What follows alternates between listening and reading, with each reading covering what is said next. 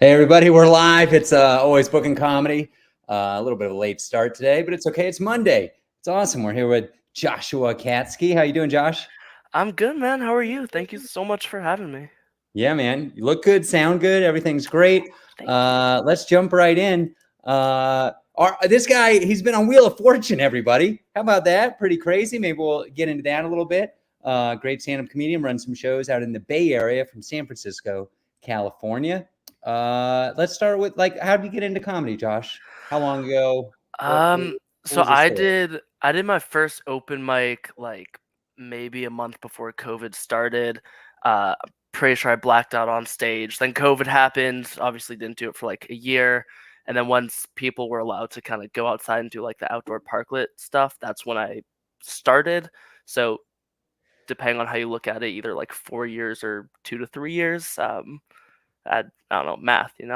Okay. But I just got into it. I work in audit, so you kind of like I love stand up. I work in audit, so I got sick of just like you work, you go home, you sleep, and what are you gonna do? So I was like, I like comedy. I'll get into comedy, and then it just becomes addicting, and you can't stop. So I like dragging speakers into a park and yeah, yelling into the void. That sounds good. We got a exactly. viewer in North Carolina. Hey, Mark, good to have you on here.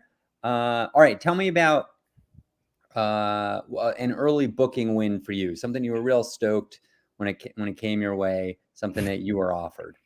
Honestly, the first booking I ever had that I was really excited about. I mean, it was super small, but I don't know if you know Pam Benjamin and Mutiny Radio in the Bay Area. I've But heard of Mutiny Radio. yeah, Pam runs a bunch of stuff. She's great. But they used to do every Friday. It was essentially an open mic, but when there was audience, they would like vote on a comic. So I like won that vote and got booked on something. Just had a cafe with like 6 people, but I was like texting people. I was like, I won something. I got booked on something. Next stop, Pat Sajak. Everybody. Exactly. That was yeah. As far as getting booked, that was probably the coolest booking I've had. As far as getting told I was booked on Wheel of Fortune, Pat Sajak called me a stand-up comic. I didn't even prompt it. So Ha, it was that's cool. amazing. Yeah, That's made like a amazing. little joke about he said something like he was like, "Oh, do you want to talk about your girlfriend?" I was like, "I think I have to," and he laughed and he was like, "If you couldn't tell, he's a stand-up comic." I was like, "Yes." Is he super smooth in person? He is, but it's crazy. So when the camera stops, he's like basically every commercial break, he like walks off. He um he walks off, he gets his makeup done, comes back, he's like a robot, and then talks to you for like 2 seconds before the camera starts, and then he goes. But like there's time when one of the other shows was filming and we were there that he basically the sound was a little bit off, and like you could see him flip a switch. He's like smiling, and he's like, "Hey, sound's off, run it back," and then he like walks off, walks back on. So What a it's crazy. pro. It's like he's very professional, but it's just like he flips a switch when he's ready to roll. Yeah, I mean, just imagine like stand-up comedy is about reps. He arguably He has the has all most the reps reps. doing what he does than Exactly. just about anybody. Yeah. That's pretty wild. He's seen it all. He knows how to react in any situation, and he's got the benefit of he can just say roll it back Yeah. because he doesn't You like the way something you went. could also tell like he knew each player like uh kind of in the weeds of it, but like when the person I like solved a puzzle well the round before, so the person on the next round, the person before me like missed something, and as soon as it was my turn, he's like, "Josh, you're gonna get this one now, right?" Like he just kind of Yeah. like can tell who's gonna win certain Well, things that's why since he's he's seen it walking off enough. camera. He's placing bets, you Exactly. know, with the road crew. Yeah, he All probably right, I won got more than 50 I on did, so. Josh. That's awesome. All right, so you get into the open mics, you win an open mic competition, you get booked on something. Then did you start running shows at some point? How did that happen? Yeah, I started running. Oops, sorry, Josh. Before Oh, before you yeah. answer that question, we got a question from the void out on the internet. He's retiring soon, Pat Sajak. How do you look in a suit, Josh? Did you wear a suit? I know I the look answer. I wore what I wore like a nice blue shirt, but I'll tell you how I look. I look hot, and that's not just for me. There's a Twitter which you probably shouldn't look too far into because it's mostly not great videos. but Hot Guys of Wheel of Fortune, I made it on. So it's Another great. credit. I can probably find it somewhere, but the post was something like Joshua from San Francisco straight question mark. Like it was yeah. But That's yeah, I hilarious. look very, very hot up there. So You look good. yeah. All right. All right. Becoming Twitter famous. Okay. So back to the question. Why did you decide to run a show? How did it start? I think like everyone in comedy, I was like, why am I not getting booked more? So I was like, I'll just book myself, right? Like, you the way it is now, like even if nobody books me, I've got 4 or 5 shows lined up. I love producing, but I consider myself more of a comic than a producer. Like I'm producing to get myself on shows. And it's also kind of like, everyone has shows that aren't the best. So I'm like, well, if I can make really good shows and then I put myself on them, I'm always on really good shows. Nice. Yeah. You make your own fate. So what was your first Exactly. show that you started? Did it go well? Was it great out of the Um, gate? Kind of. So the first show, I started a mic, and then the show I started running is at this karaoke bar called Silver Cloud in the Marina, and I've been running that one for a little over a year now. Free show. Um, Honestly, it was really good for the first year. It's the last couple of months have kind of dwindled a little bit, and I'm still kind of trying to figure out uh, what. Sorry, light went out for a second. I'm still trying to kind of figure out if there's like a difference in how I'm advertising or what's going on there. But it was like there's like probably like 10 to 12 months straight where it was like 40, 50 people crowding the room, and now it's closer to 10 to What 15 in the audience. what day of week? What time of night? It's Tuesdays at 8. Okay. So it's That's weekday impressive. You're getting free 40 weekday plus shows are people. always a little bit weird. Yeah. Sometimes you'll have like 30 people sign up and then 5 come. So because it's free, you can't really tell. So So that's a lot of people are always asking me about how to get venues. Like, how do you find venues? How did that happen that you ended up at that karaoke bar? yeah. This one was actually I play in a softball league too, and we would just go to this place after all of our games, and they have a stage and they have speakers. So I just asked the guy. I probably asked like 5 or 6 places before one bit. Asked the guy, and he was down. I think they've had comedy there before, but the shows after that were kind of interesting as far as. So I run Silver Cloud for a while, and it's going really well.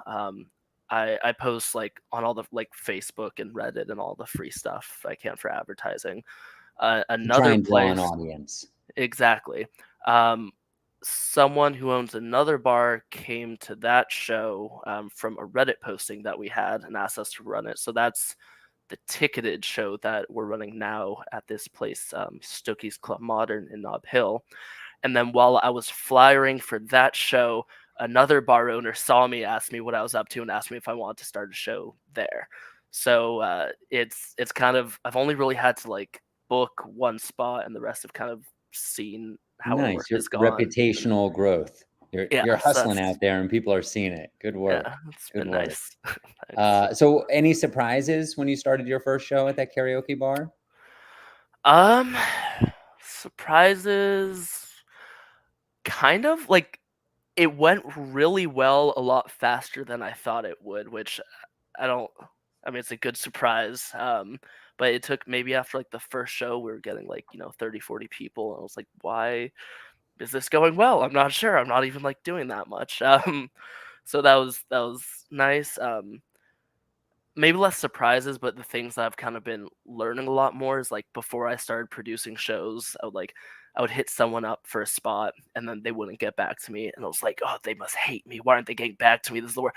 And now I'm like, no, there's like 100 people a week like messaging me for spots. It's like that's why people don't always get back. So I've definitely seeing the other side, I definitely understand like, okay, if there's 300 comics in the Bay, maybe I'm not somebody's, top 5. That's why I'm not always getting like called up on. Right. You got some So new empathy now. exactly, Yeah. learning more what it's Nice. like to be on both sides of it. How did it go booking the shows in the beginning? Were they good shows? Did you have trouble getting comics to come out, or was that pretty easy? Uh, Shooting I fish in a think, barrel? yeah, I mean, one of the nice things about it being that one specifically being a Tuesday show, and all of the shows I have are Tuesdays or Wednesdays. So I feel like Thursday, Friday, Saturday is probably when people are always booked. So it's been pretty easy to get like top talent to come out to Tuesday spots just because they want reps.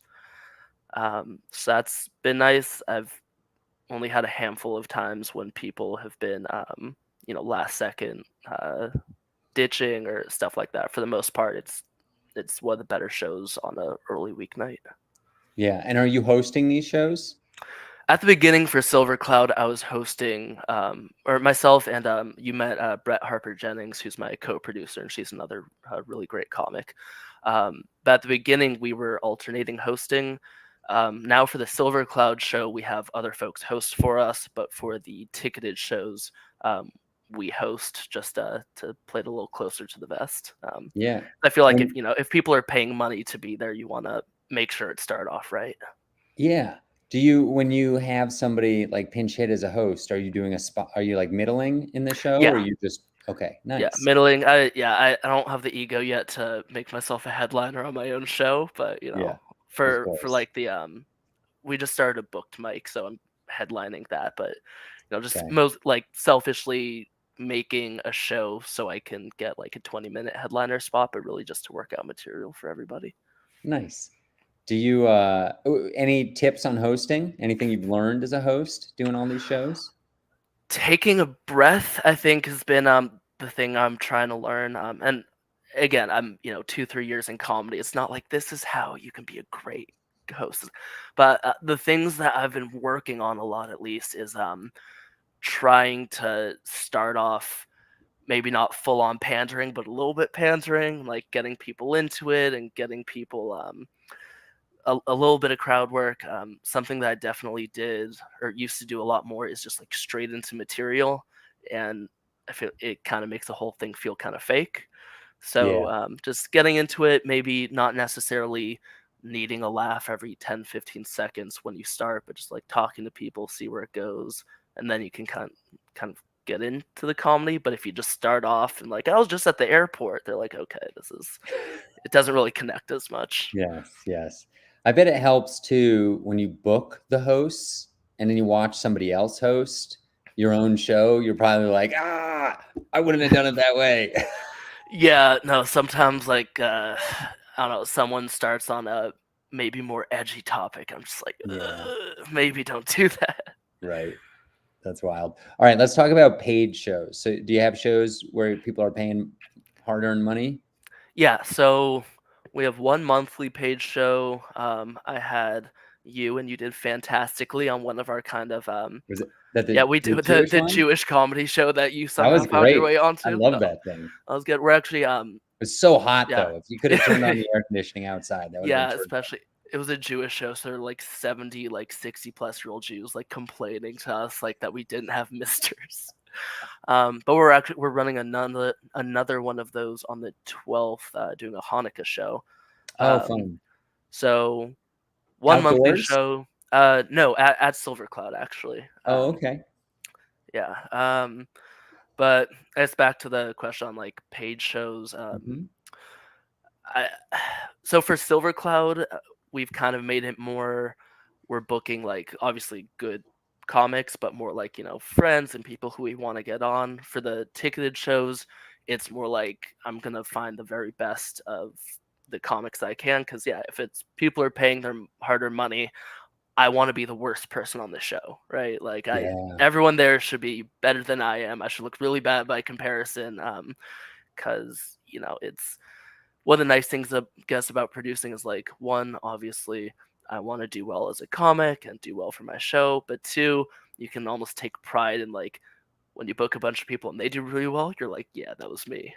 Yeah. Yeah, I love that. When the audience is happy after the show, and they're just glowing and in a good mood, like, Yeah, "Hey, I did that." That's yeah, fun. it's a The lot other thing less that anxiety too of it. Like the show's going well, I can relax. We're all good. yeah, it's such a switch because there's such a panic beforehand. So many things could go wrong, and then when it does go well, it just the switch, the roller coaster ride from the bottom to the top is such a difference that it feels really good. I think Yeah, the other great thing about booking great talent is I learn a lot by watching other comics.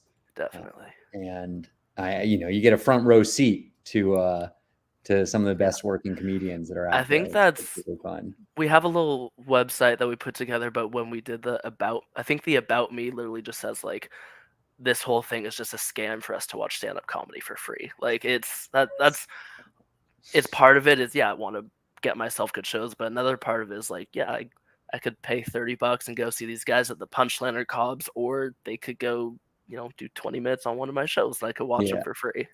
that's awesome. What a great attitude. Let's talk about the logistics of paid shows. How do you like check people in, sell the tickets, market the Yeah. tickets, etc.? So I have a website on Wix, which I sell tickets through. I used to do more Eventbrite, but as I'm sure you're probably aware, and I'm guessing the audience you have is aware, Eventbrite sucks now. I haven't even looked at their pricing, but even before It's it changed, expensive, is what it was Josh like means. it takes $1, it takes 10%. So for like a $10-15 ticket, it's taking like 20% of your ticket. Yeah, I Um, did the math the other day. It was they're taking 10 to 25% yeah. depending on the price of your Yeah, ticket. if you do a And most $10 show, they're taking they're like taking 30%. 25%. Yeah, At $10, it's 25% of each ticket. Now that includes the credit card processing fees in fairness to them. yeah, But it's very expensive when you're doing low cost tickets, which a lot of indie comedy shows are $10 or in that neighborhood. If you're selling $75 tickets, you're paying 10% in fees. It's kind of reasonable. But the lower ticket prices, it's brutal. So okay, yeah, so you got this different solution through Wix. That's yeah. awesome. So Eventbrite, I'll still keep like 2 tickets on there just in case of stragglers. But yeah, for the most part, it's Wix, which it's a little bit harder to customize than Eventbrite, but on a $15 ticket, I think it takes like 50 cents.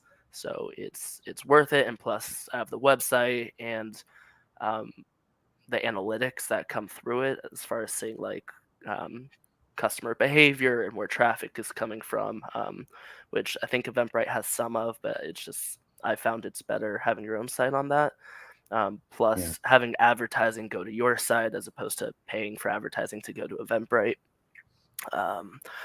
But yeah, so Wix. As far as advertising, or you're saying check-ins. Check-ins, it's we have like a 35-person venue, so I just like write it down and just when people come in, I check them off. Okay. Advertising, I'm still playing What around do with. you do about last second ticket sales? Somebody buys a ticket as they're walking in and they're not on your physical list. Yeah. Again, it's 35 people, so we have a pretty good. It's You pretty say, easy to see if there's any open seats or not. okay. The way our shows are is it's $20 at the door, and then if you do like early bird plus the coupon code, it's anywhere from $10 to $15. Hmm. Um, and again, I think we're still kind of figuring out what the best way to draw folks in is. Right. Um, That's a yeah. very tricky part of show producing. I Yeah, you feel don't like. want to devalue your show, but you want someone coming off the street to be like, "Oh, look, there's a flyer for $5 off." So Right. Yeah. figuring It's that out. like choosing the right price for a comedy ticket is very complicated because if you go too low, you don't make enough money and you can't pay comics well and just everything kind of hurts. Also, some people will think it's going to be crappy if you charge too little. If you Yeah, charge too much, there are some people who won't show up and the show isn't good because there aren't a lot of butts and seats. So it's a very fine line trying to yeah. figure that out. It's been funny having the same people on the free show and the paid show doing the exact same material, the exact same person, and it's just such a better response on the paid show because people are Yeah, coming in being like, "This person's worth a $15-$20 ticket." right. Yeah. Um, Okay, so check in. You're going to talk about advertising a little bit. Yeah, advertising. Um, Mostly Meta. Google Ads like won't let you advertise for tickets, which I thought was weird. Like the Huh. last few times tried, it voided the ads. So I've just been doing Meta. Um, it was actually the first like really good success I've had on an ad was for this Jewish Hanukkah show I'm doing because I know my people, so the keywords were easier to do, which I thought was kind of funny. It was like a 30-cent cost per click because it was like, oh, advertise for Alpha Epsilon Pi and Temple Emmanuel and like all these like specific things. So that was the first time I had like a markedly better cost per click on those. Nice. Um, so that's definitely a learning thing of Are like are you find ad your ideal customer are, and then what are advertise to you them. posting as media for those ads? Just a flyer, honestly. I'm one of the things I'm trying to add to our sites is I need to get a camera and all that stuff. I want to start adding clips. Hmm. And I ask comics when they do our show and they're recording themselves if they have good clips to, tag us and all that.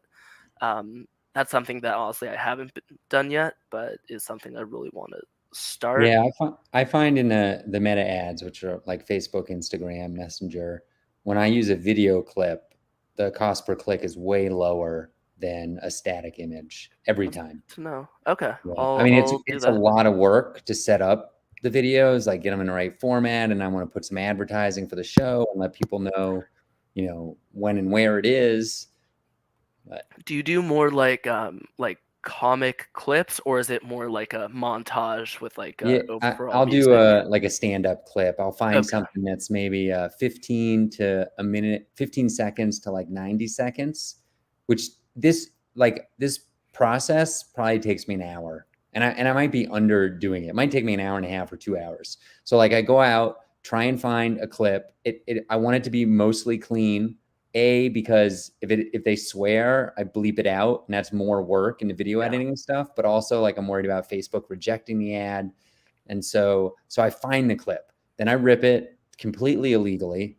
Netflix, Amazon Prime, Conan, NBC, doesn't matter. I've never had a problem with that. I rip it off YouTube, cut it up into the small version, and then I have like I do squares. So I then crop it into a square, and then I plop on the show logo so it's on the entire time. Like it might be right here. So I'm like for Lodo Comedy Show, I got this French bulldog and it says Lodo Comedy Show. So it's right I have there. that sticker. Yeah. Oh, nice. Awesome.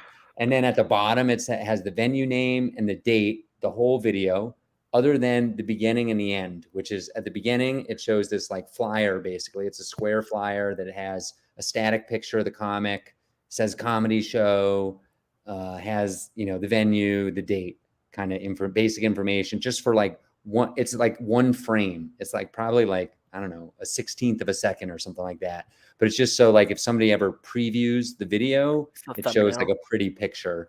And Gotcha. then it goes right into the video clip. And when the video clip is ending, hopefully it's a big laugh. And then I leave the audio track, but I put another still image, which is the same still image from the first frame. And it just sits there for 3 to 5 seconds. Just so if people make it that long, they're like, oh yeah, where is that? How do I get tickets?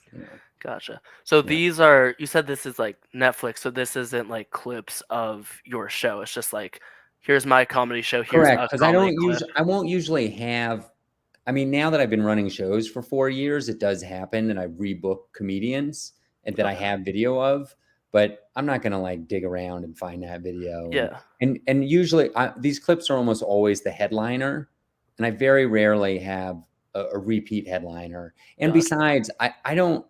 I mean, not to shade on my shows, but the theater where Stephen Colbert is filmed is a little more impressive venue than whatever bar I happen to be in, and it Gotcha. looks better. It's Oh higher yeah, no. production Big quality. ol' when we do videos, you got big ol' zoom on the audience, zoom on the comic. Don't really show that it's just a bar. Yes. Yeah, yeah, yeah. I mean, I'm getting better. It's looking better. And honestly, sometimes I'll get like I have a comic coming up in March was on Letterman. And so Nice. like that Letterman clip, if I pulled it, would look terrible. It'd be like a VHS tape. The quality would just be really bad. So maybe Yeah. my bar clip would be better. But, Oh, that's smart. I honestly never thought of doing that. I'm gonna look into that. yeah. Um, what do you use for video editing? Do you video edit at all? Not really. I did once. God, probably have on my computer Like somewhere. What was it? iMovie, probably? DaVinci Resolve. Oh, yeah, yeah, yeah. Yeah, I Yeah, did that one. Blackmagic cameras come with that. Yeah, I had I've had like one set at Cobb, so I clipped that whole thing up, and like that's kind of my video to send out to bookers, but that's what I use for Nice. that. I've been trying. I need to find some like YouTube videos on tutorials of how to do it better. Yeah.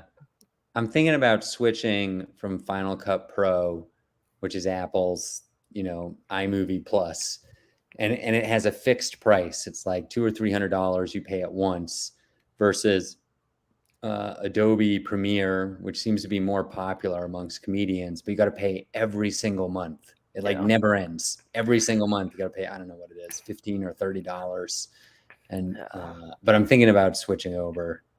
They Uh, have like AI video cutting now, which is crazy. yeah, I think that's more for like TikTok clips kind of a thing, but it'll clip it up, it'll do the subtitles and everything or the captions.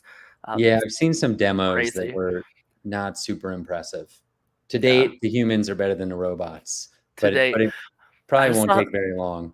I saw someone, this is like a little off topic, but like Sports Illustrated just got in trouble because they put a bunch of articles in that were written by AI No and way. had like fake author names. And Oh so it's man. like it's starting to seep in. It's crazy. Yeah. I mean, yeah, I can tell when I'm like reading it's kind of like a press release. Like I read one about one of my comedy shows, which is clearly written by a robot. Yeah. I mean, it's pretty good. It's like better than what an 18-year-old would write. I mean, structurally, it's a robotic. It's a little like factual, but that's what news press releases are supposed to be, you Yeah. know? So, Yeah. so let's talk about road work. So you're in San Francisco. The Yep. show I did with you was across the bay. That was kind of like a road experience. What's the farthest away from the Bay Area you've done Um comedy, other than your Wheel of Fortune appearance? yeah. I did like an open mic in Denver once. Oh, cool. Where? What Dude, day of the week? forget. I want to say it was probably like a Tuesday or Wednesday. I remember they had bubble hockey in the back. I don't know if that rings a bell for you. That Uh should give it away. Oh, does Wide Right have bubble hockey? Do they serve wings, chicken wings, and have like a I think patio on the so. side of it? Yeah. Awesome. I Yeah. was supposed to be there tonight, but the event got Nice. canceled because an unhoused person beat up the owner. Oh, Apparently, I not the best appreciate you news. being very PC towards I this know. person who Well, beat some of up. the, I You have to it's kind of respect them. it's kind of a and I obviously it's terrible. It's a bad Yeah. situation. The interesting thing to me is I got this email that the event had been canceled due to a tragedy at the venue, and thoughts and prayers for the owner, something to that effect. Yeah. And so I had no idea what they were talking about because I'm not on social media. So I had to text a comic buddy and I said, "Hey, what happened to Megan and Wide Right? Do you have any idea?" I assumed I'm sure every comic in Denver knew 12 hours before me, and yeah, he sent me the info, and I was like, oh. And he said unhappy. It was his. I think that Yeah. came from some Facebook post or something. I don't know. There was Anyways, I wrote a joke about that place actually because so the reason I remember the bubble hockey I thought was really funny is that so there's the bubble hockey in the back corner and then there's a Black Lives Matter flag behind the bubble hockey, so it's like the whitest thing you could possibly think of, like hiding the Black Lives Matter flag. It's a that's beautiful hilarious. metaphor. I don't know what for, but there's Yeah. something. Have you ever? San Francisco is famous for unhoused people. Have you ever had any comedy challenges around that? No, every once in a while there's like a string of like a month, by the way, where it's like every single comic had a joke about like, oh, we're calling them unhoused. That's really solving the problems. It's Right. like it's a good joke, but it's like everyone was doing Yeah. the joke. I haven't really had any issues with unhoused people though. Like they've always left me alone. I've Yeah. never That's really good. I've stepped in maybe one pile, but that's on me for texting while I was walking. So um I haven't really like I've a friend who actually was like someone tried to push them into traffic, so it's not all good, but Right. I haven't had any issues. Okay. I did I have an also open have mic once where a guy in the audience took off his shirt and just he was not well in the head. yeah. So it was a little Yeah. distracting when I was on the microphone, but it didn't really impact me too negatively. Yeah. I also I've I don't know what I would do. I don't know how do you. It's like a silent heckle. I don't. Yeah, it was Um, but yeah, I haven't had too many issues with like everyone's like, oh, San Francisco, you can't tell woke, or everyone's woke, you can't tell jokes. Or I've had like one experience of someone at like a show with 3 people at it. 2 of them left because I told a joke about Remember the Titans. They're like, what gives you the right? I was like, it's silly. I don't know. I got I got told they came back and they gave me a like, what gives you the right? And I was like, oh, I make fun of myself for being like fat and Jewish and ha ha ha. And they're like, just because you're Jewish doesn't mean you're not white. And I was like, I don't know how to respond to that. I don't know what that means. Like, I'll tell my great grandparents that they should have been okay back in Germany. Um, I don't know. brutal. It's but for the most part, people are fine with whatever jokes as long as they're funny. It's not like Good, crazy woke or anything. good. So you did an open mic in Denver, uh, but Besides not that, the longest I've gone was Reading, which is I went to school in Chico, which is Northern California. beautiful. So I've been Reading there. is over by there. Okay. Any fun stories? Anything crazy happen? Break down along the way, or No, good nothing gig, crazy. bad gig? It was fun though, just cause like I went up there, so or since I went to school there, I could do some like local stuff of like, oh, I'm always glad to come up here because the 5 is so entertaining. It's like it's a boring drive, and it got a big laugh, and I was like, I miss Nice. this place. That's cool. Aaron Rodgers is from that area, I Yes, believe. sir. From Mm, what Pleasant Valley High School. He's Chico's claim to fame is that the community college next to us has a famous football player. So that's like that. I think the owner of the Al Davis, or sorry, Mark Raiders. Davis. Mark Davis dropped out of Chico, so we have a lot of like weird football connections. Hmm, that's funny. No one like famous from graduating Chico, but like almost. Nice. All right, we got to wrap this up. If people are coming to the Bay Area, they want to check out some great comedy. Where can they find you? Yeah, you can check out Polite Chuckle Comedy, politechuckle.com, Polite Chuckle Comedy on Instagram and TikTok, or for me, just Joshua Katzi Comedy on Instagram. Nice. And yeah, there's plenty of great comedy in the Bay Area, so just look up comedy and you'll be fine. That's awesome. It's great chatting with you, Josh. And We're you going to too. end this. We'll see you guys next week on Always Bookin Comedy. Stick around, Josh. I'm going to chat with you. Thanks for Uh, having me.